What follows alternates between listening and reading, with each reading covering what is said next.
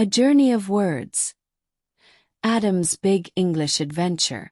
Adam looked out the small window of the airplane as it flew high above the Atlantic Ocean. The clouds looked like soft pillows under the wings, and the sun was setting with orange and purple colors. He felt nervous but also very excited. This was his first trip outside of Jordan. He was going to the United States to learn English and follow his dream. In his small backpack, he carried clothes, a notebook, and a letter from his father. The letter said, "Learn English with your heart. It will open doors you cannot see yet." When the plane landed in New York, everything felt big and new. The airport was full of noise and people speaking fast English. Adam followed the signs carefully, but he got confused once and walked in the wrong direction. A kind airport worker helped him find the right way. At the customs desk, the officer looked at his papers and asked, "Why are you here?" Adam smiled and said, "To learn English and everything." The officer laughed and stamped his passport. "Welcome to America," he said. Adam took a taxi to his new home, a small apartment in Brooklyn. The driver talked fast and played loud music. Adam only understood a few words, but he nodded and smiled. The city outside the window looked like a movie. So many lights, cars, and people walking in every direction. He felt like he was in a dream. The driver asked, "Where you from?" And Adam proudly said, "Jordan. I want to learn English." His roommate Mike was from the Philippines and very friendly. Mike said, "Let's speak only English. It will help us learn." Adam agreed, and they began talking slowly, using gestures and laughter. They watched cartoons with subtitles and repeated funny lines. Sometimes they sang songs together just to practice pronunciation. One night, Adam cooked rice but forgot to turn on the stove. He served raw rice and said, "Crunchy dinner is special." Mike laughed until he cried. At his English school, Adam met students from many countries. His teacher, Ms. Evans, had a big smile and a kind voice. She said, "English is not about being perfect. It's about connecting with people." Adam liked that idea. In class they played games, did role plays, and helped each other. One day he had to pretend he was a lost tourist. He kept saying, "Where is the kitchen?" instead of "Where is the bathroom?" The class laughed, and Adam laughed too. On the weekend, Adam visited Central Park with his classmates. He saw people dancing, playing music, and painting on the sidewalk. He tried a hot dog for the first time and said, "This is sandwich surprise." His friend Maria laughed and said, "Everything in English is a surprise." Adam asked for water at a food cart but said "wet drink" by mistake. The seller smiled and gave him a bottle. Adam said, "Thank you, water boss." Adam started talking to people in shops and cafes. One day he saw an old woman knitting and said, "I like your string work." She smiled and said, "It's called knitting, dear." They talked for 20 minutes. She told him about her grandchildren, and he told her about his family. Every conversation helped him learn new words. He wrote them in his notebook and called it "My Word Treasure." Ms. Evans asked the class to write their stories. Adam stayed up all night writing his. He wrote about his trip, his funny mistakes, and his new friends. When he read it in class, everyone clapped. Ms. Evans had tears in her eyes. She said, "You are learning with your heart." Adam felt very proud.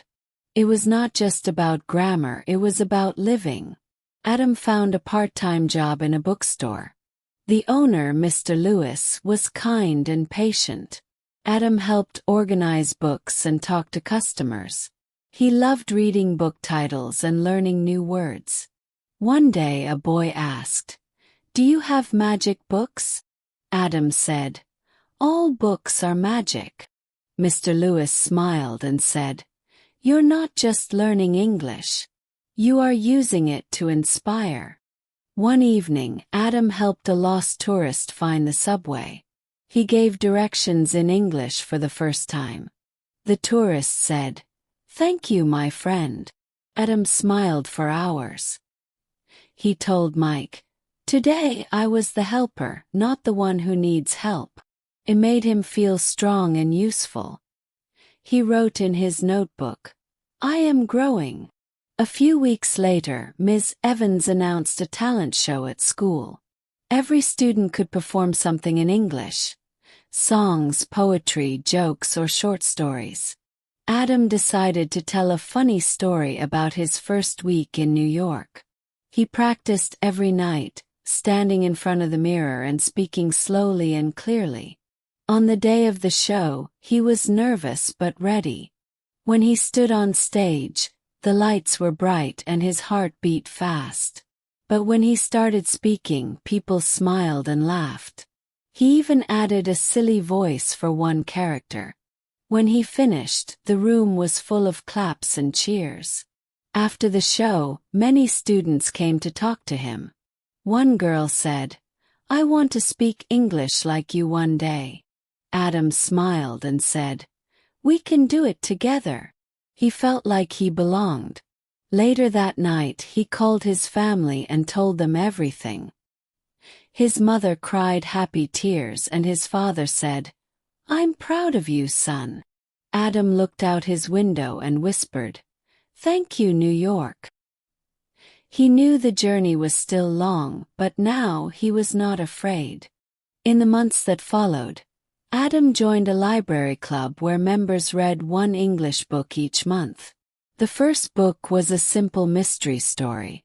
Adam used a dictionary to understand the new words, but soon he could guess meanings from the story. He shared his thoughts with the group, and they listened with interest. One older man said, "You speak better every week, Adam." That made Adam beam with happiness. He said, "English is not only a language. It's a bridge." Adam also joined a local soccer team. Most of the players were immigrants like him. They spoke many different languages, but on the field, they used English to play together. "Pass the ball." "Great job."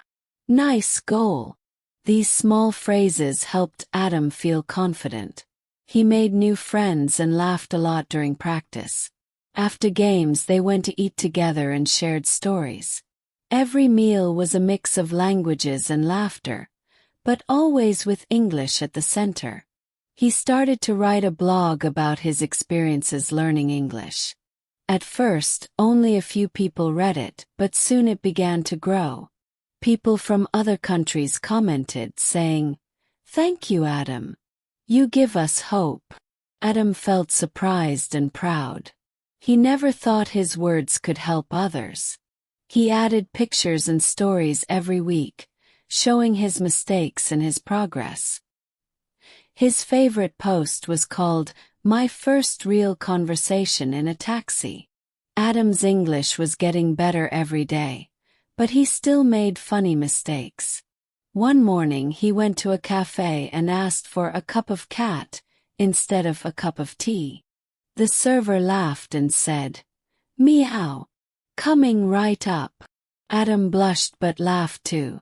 Another time he called a banana a yellow smile fruit. His friends loved these mistakes and even started a game where they made funny English names for things. It became their way of learning with joy. One rainy evening, Adam went to a public speaking club. He was afraid at first, but the people there were kind and supportive. They gave him a topic and 2 minutes to talk.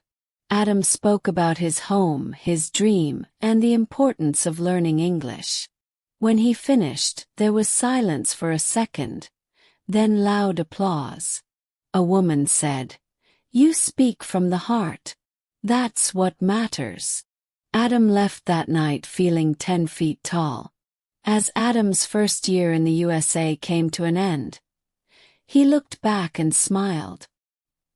He had come with a small bag, a letter from his father, and big dreams. Now he had many friends, thousands of new words and stories to tell. He stood in front of his class one last time and gave a final speech.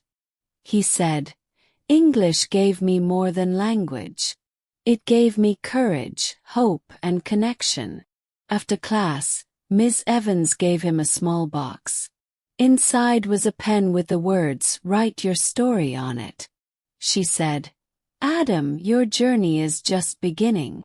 Adam hugged her and said, "Thank you for believing in me."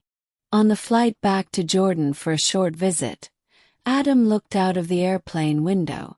The clouds looked the same, but he was not the same person. He held his notebook full of words, his heart full of joy, and his mind full of dreams. He knew he would return to the USA soon to continue his studies. But now he also wanted to help others. He wanted to teach, to write, and to inspire. Because English was never just a language to Adam. It was a light, friend, a path to the world. And he knew this was only the beginning.